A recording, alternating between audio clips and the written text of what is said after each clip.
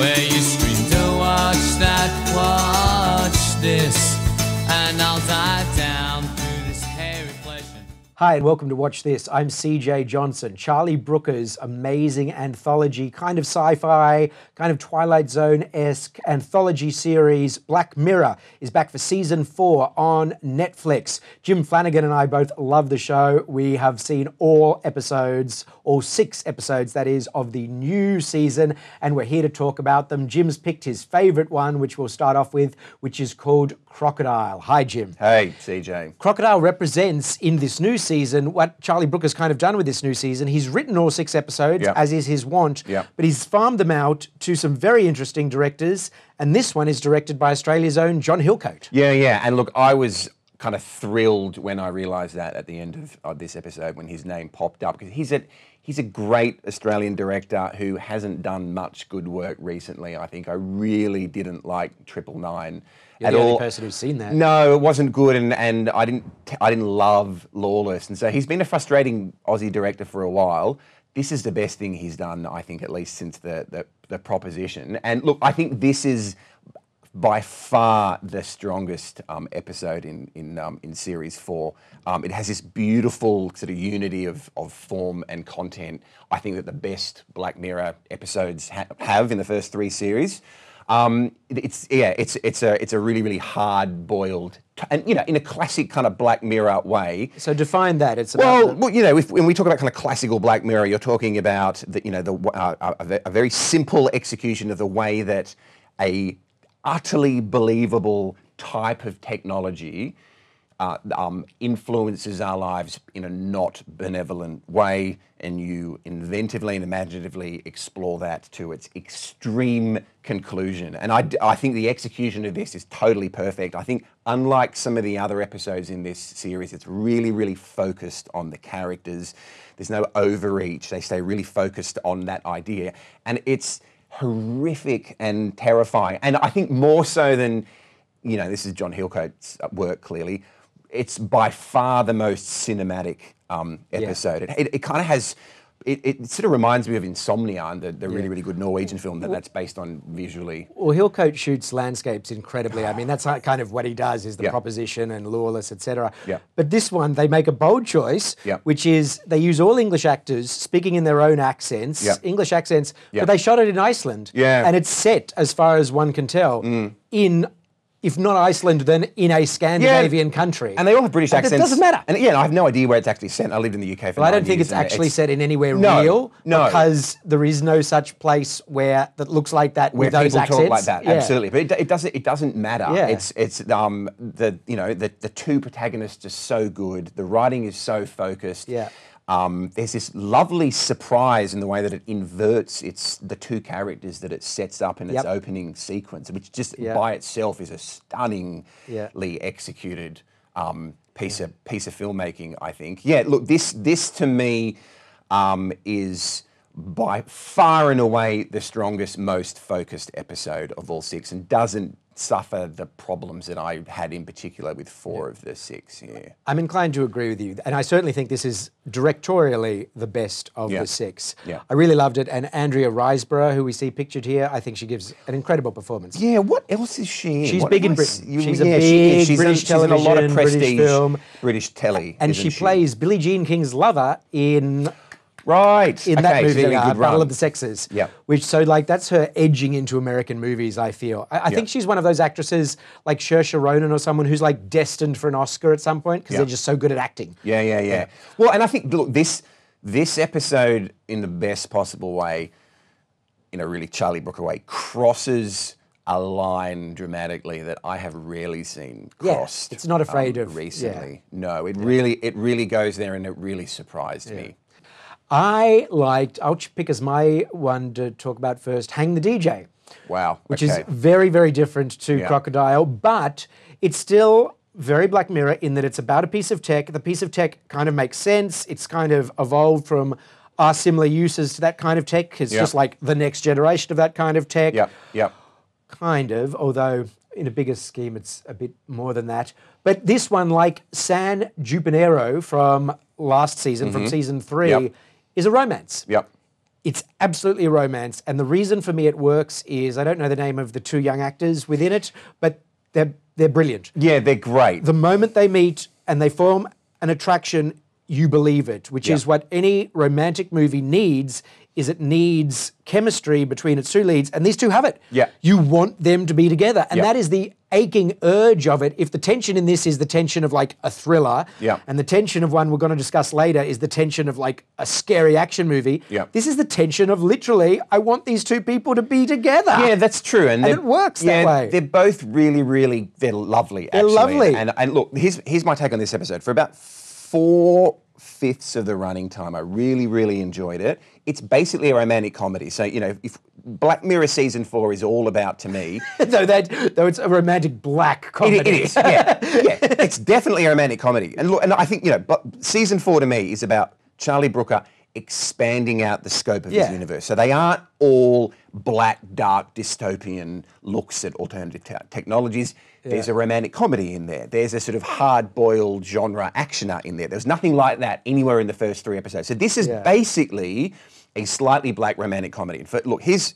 my problem with this episode. 4/5 of the running time, I really enjoyed it. I enjoyed both of the leads a lot. I think they're lovely and you love them immediately, which is, as you rightly say, is the litmus test of any rom-com. Yeah. The problem for me is that, and this is why I think there's a problem with overreach in this episode, you can tell that Charlie Brooker created this fantastic premise, didn't really know how to wrap it up. To me, the ending of this episode made no coherent sense, did not adequately explain the preceding 40 minutes, and left me really deflated and disappointed, and just felt like a rush job. Right.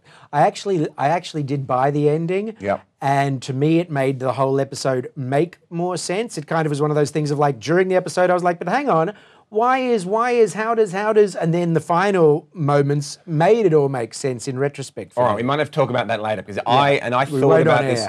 I thought about this afterwards. I could not see a way that the action of the kind of preceding 40 minutes was adequately in any way explained by what is ultimately the big reveal of what we've had. So I just get the feeling there was some whiteboarding late in the day in the scripting of this. And again, I think that's a problem. He's clearly, he's to be praised for trying to broaden out the scope and kind of become more diverse in the kind of tone of what he's doing.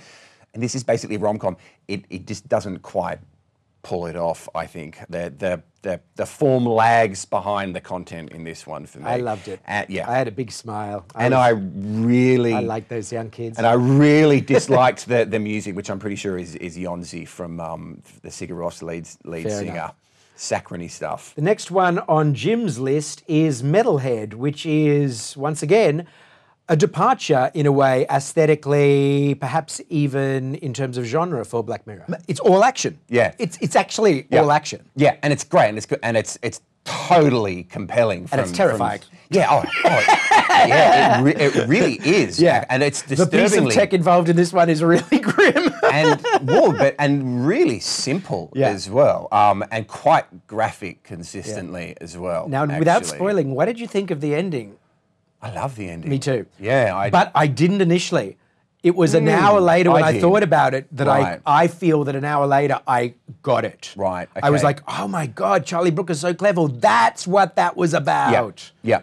Well, and I think, the reason I like this is, again, is it's so focused. And I think some of the other 4 episodes that we can talk about that I think have big problems, the biggest problem is overreach, I think, in that he's just trying to do too many things at once and there are too many ideas. And what I love about this is just the focus and the unpretentiousness of it. And, Crocodile as well. There is a focus in these two that there, to me, isn't in the other 4, including your favourite. Do you think that Metalhead is in black and white for a reason? Yeah, look, I know that you have a theory about this. I sort of noticed it in the first couple of minutes and thought, okay, that's an interesting decision. And totally worked for me. I think it totally works. It works for me. The content and the landscapes of the film. What's your I have 2 take? theories. Go on, hit me. I have 2 theories, and they're so different because one is sort of fun and one is sort of technical. The technical one is that because almost 50% of the shots involve a very particular use of CGI, that they figured it would look better in black and white. Yeah. I think that's entirely possible. Yeah. My other take, the fun take, is that he saw the black and chrome edition of Mad Max Fury Road and said, I want it to look like that. Well, that's interesting because some of the landscapes are, Yeah. I think, making explicit references to the landscapes of Fury Road. Black and chrome. I mean, Yeah. like, it's kind of like one of the central things in it is kind of blacky and chromy. And there are some shit hot car chases Yeah. in this as well. Yeah. I think I get the feeling Charlie Brooker had a good time with Fury Road. I'm sure he did. I'm sure he's watched it more than once. But yeah, look, I just think it's a great focused piece of genre television in a way that we don't kind of see much. And you know, one of the great dangers I think of this sort of golden age of television is how ambitious a lot of these new series are, and that's a thing to be celebrated.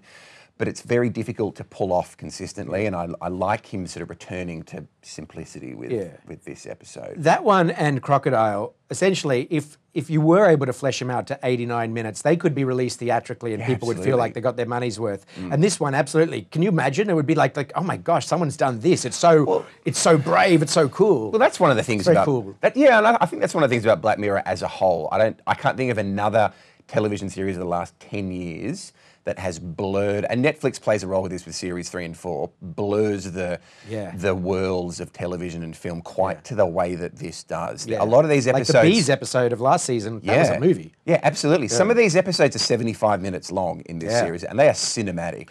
So our fourth one, my second one to talk about is Archangel. So this is the Jodie Foster directed one, Jodie Foster directed it. Okay. It was the first one I watched. It was probably a good one to start with because, like Crocodile, it's very Black Mirror-esque in that it's got a single piece of very identifiable tech. You can see how that would be created. You can see why there might be sort of a quote-unquote market for it. Yeah. And it then sort of shows what can go wrong with it. Yeah. In that way, it's identical to Crocodile. But then it veers very differently. It's set in small-town America. The acting's very good. Rosemary DeWitt is the sort of this mother of and I always love child, and it's about a mother and a child, and how this piece of tech, which they utilize, sort of disrupts their life. I had some problems with the directing. My biggest one was I thought that Rosemary DeWitt was employed within the medical industry, and yet she lives in this shitty house. That bothered me the entire time. And in the US and I mean, they looked like they lived in a down and out neighborhood in a down and out house, and yet she wasn't of the down and out class. I think she's supposed to be a physio, which would explain that. Right. But yeah, look, I agree with you on this episode. This to me was the most by the numbers Black Mirror episode in this. There's this. It's sort of if you're going to write on the back of a fag packet what Black Mirror is about, there's a piece of technology. You explore how it sort of potentially could go wrong. Yeah. The execution of this is really flat to me, and it's an unfortunate comparison if you compare it to Crocodile, which just the execution is so much more inventive and engaging. Yeah. I've never thought much of Jodie Foster as a director, and this only confirmed that to me. It's just really uncompellingly It was executed. uncompelling, I thought so too. I was bored, and again, I found the climax I didn't like the ending at all. Totally unconvincing. Yep, I don't think it made. I thought that I didn't buy the characters' actions at all in their arc in the action that they take in the climax. This to me was pretty average by the numbers Black Mirror. I agree with you. I think if it gets remembered for anything, the guy who plays the teenage guy, the main teenage guy, he will become a movie star. Yeah, he's good. And we'll go like, where did he come from? Yeah. Oh, he came from that Jodie Foster directed episode of Black Mirror because he's got charisma. Yeah, and he's actually the most interesting character in it. He sort of shifts and surprises you in a few ways that the two leads don't ever. Yeah, well, he's complicated because he's yin and yang. He's a good boy with a bad problem. What frustrated me with this is that, and again without kind of spoiling anything, they suggest all of these things and allude through the imagery early on to all these possibilities that never eventuate with the young girl character. Yeah. And she sort of turns out to be a sort of kind of boring, run-of-the-mill, angry adolescent kid, and that wasn't what I was anticipating. So there you go, no Archangel. Very watchable. It's totally It's Black fine. Mirror, but yeah. Yeah. So your next one is, and this is a very interesting one, Black Museum. Yeah, so I think there's a lot to talk about in Black Museum. There is. Yeah. This is the most loaded one. It is, and it's the most overstuffed episode. And I think it's the one where you can really see the overreach in play. They have tried to do so much with this episode. Yeah. And so much of it It's like a Christmas special. It is. It's like a sort of classic hits mashup mixtape of the first 4 series combined of Black Mirror. And I don't think it quite works. I think it's full of really, really great stuff. But this to me was the most conspicuous example where you can just clearly see they've tried to broaden out the Black Mirror universe and they've just overreached. Yeah. And the ideas and the form is just runs away and it just isn't in sync with the content at all. What do you think? I do agree. So I think this operates on many levels. For a start, it's called Black Museum. And so, I don't know, maybe it's just me, but I'm instantly thinking like, okay, this is going to be about a museum that's about Black identity. You know, and Charlie Brooker's gonna, he's gonna go close to the edge here. Yeah. And then the first thing you see is a young woman driving a car and she's a Black woman. Yeah. So you're like, okay, this is definitely, Now I just quickly will say, one of the great things about Black Mirror is it is one of the most effortlessly diverse shows on television, especially in regard to race relations. Yeah. And when I say race relations, I mean interracial relationships. Yeah. They happen all throughout the whole thing and it's never commented on. No. It's just a given that people will fall in love with anyone. Yeah. And I love that about it. But the fact that it's called Black Museum and the fact that you see a Black female face as the first shot, I thought, okay, it's definitely going to go there. And then it doesn't, and then it actually kind of does. And that was a really interesting sort of, and not necessarily a good, interesting balance for me. Yeah. Now, the thing is, it is playing on many levels because the Black Museum is actually a museum of Scotland Yard and criminality in London and has nothing to do. This is the real Black Museum, and it's just unfortunately named because its name, when it was built in like the 50s, it was like meant to be like Dark Museum or Crime Museum, but they called it Black Museum, and now, of course, we think of Black culture. And so it's definitely riffing on those expectations, but the museum, the Black Museum in the show, is kind of more like that 50s Black Museum, which is it's about sort of crime, etc., and bad people, blah, blah, blah, not about Black identity, but it is also reflecting the fact that there was a movie made called Horrors of the Black Museum, which was one of those old sort of anthology horror movies that as they went through the Black Museum in the movie, there were 3 different scary stories told and then a twist about the whole thing. And that's exactly what this episode is. So it's a homage to that movie as well.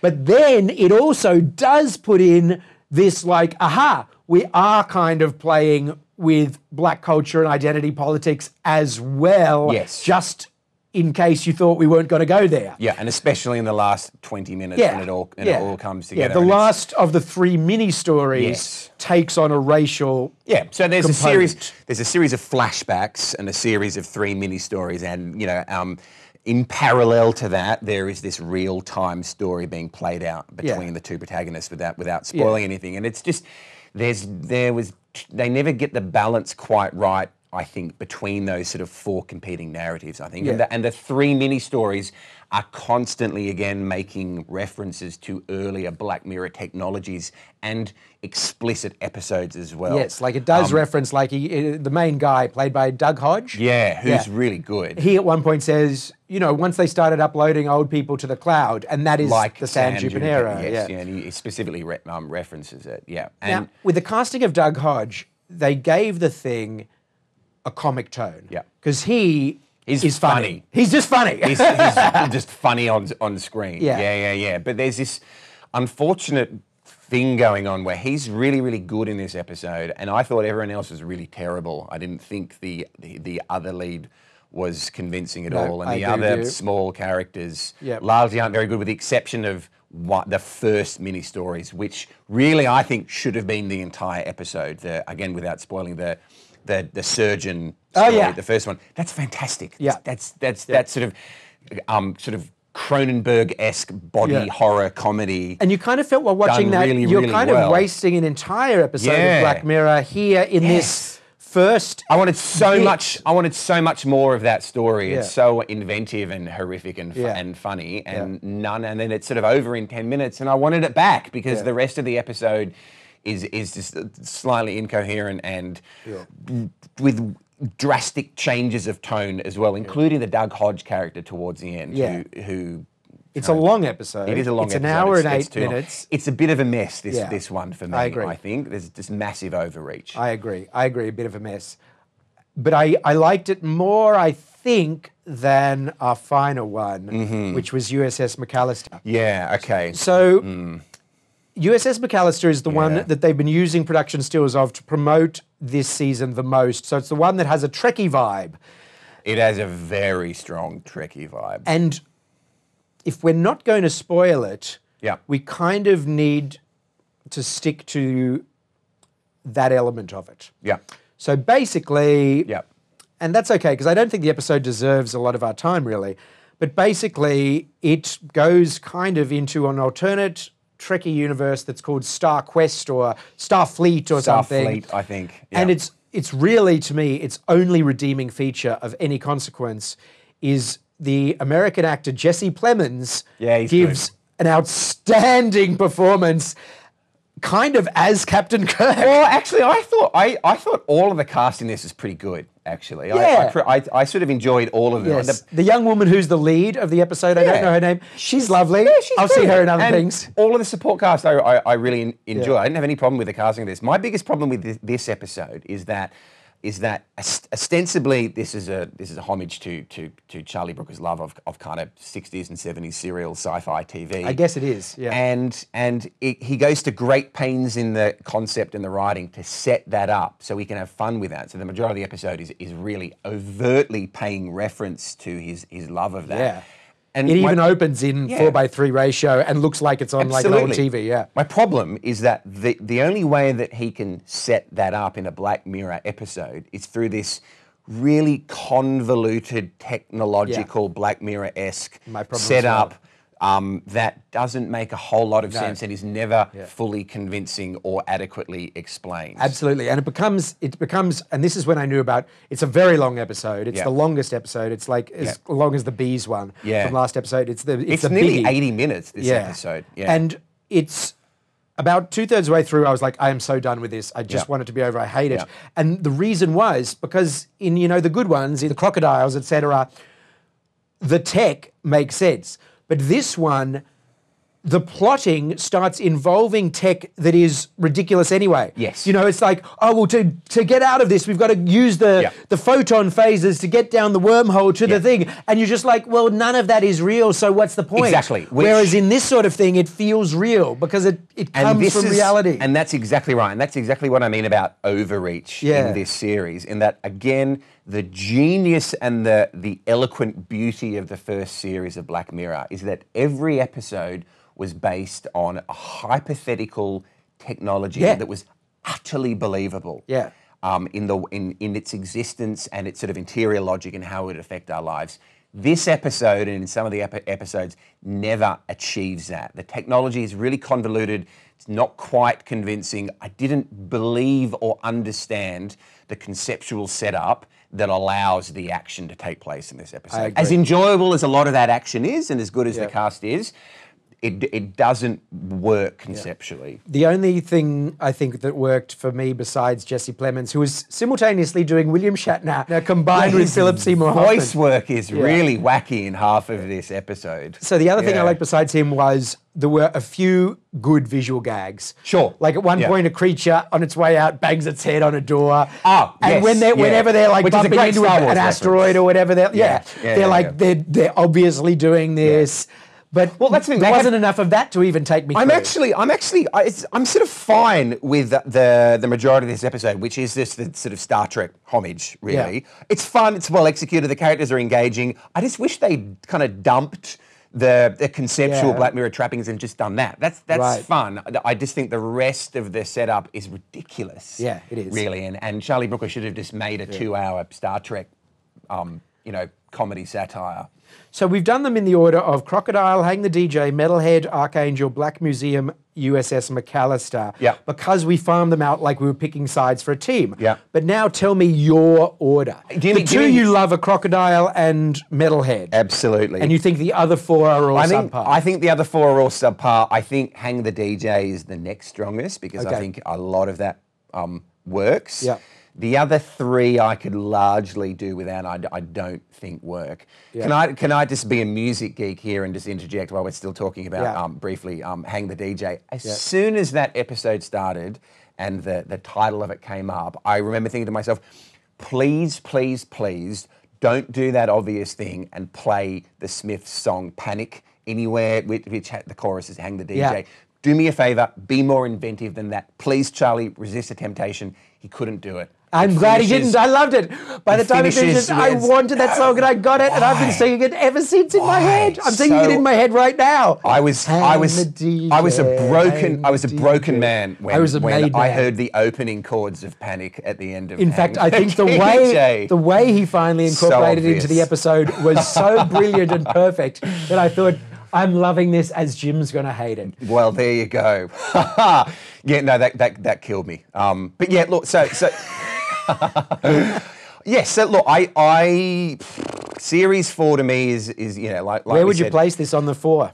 Well, look, two are really as good as anything in the first 3. The other 4 aren't. Yep. And to me, I think series 3, 5 out of 6 are just fantastic. I think 2 is sort of near perfect, and I think maybe 4 out of 5 of series 1. So I think, and we're talking about Charlie Brooker's incredibly high standards here. I mean, if we compare even the worst of these episodes to any episode of Philip K. Dick's Electric Dreams, it's going to look really, really good. Yeah. But in his own canon of extremely high standards, I really think he's suffering overreach. Yeah, big time at times in series 4. Obviously, we feel that you must watch season 4 of Black Mirror, Charlie Brooker's amazing Twilight Zone-esque creation. We don't know precisely when it's dropping on Netflix, but it's coming soon, either this December or early January 2018, we suspect. We don't know whether they're dropping 3 and then 3 or all 6, or whether they're even going to pass them out one by one. Who knows? We do have a feeling that Hang the DJ might be among the first off the rank because they've been teasing it, but once again, we're not quite sure, but we love them all. But if you do have only time to see a few, obviously we love Crocodile, that's this one. We like Metalhead, we like Hang the DJ, and look, it's toss a coin after that. After that, it's toss a coin. You're right. Yeah. It's this is still Black Mirror. It's absolutely worth seeing. It's still right up there, I think, amongst television's most innovative current series. It's hard to do this well for 4 series, and we're seeing that now. Speaking of hard to do this well after this longer time, the next time I suspect you'll see Jim and I again will be for Star Wars. What's it called, this one? The Last Jedi. The Last Jedi. Now, you've done your usual and haven't watched the trailers, have you? I'm not watching any trailers. All right, let's talk. Not watching any trailers. Take care. Enjoy. Thanks for watching. Watch this. You've been with Jim Flanagan and myself, CJ Johnson.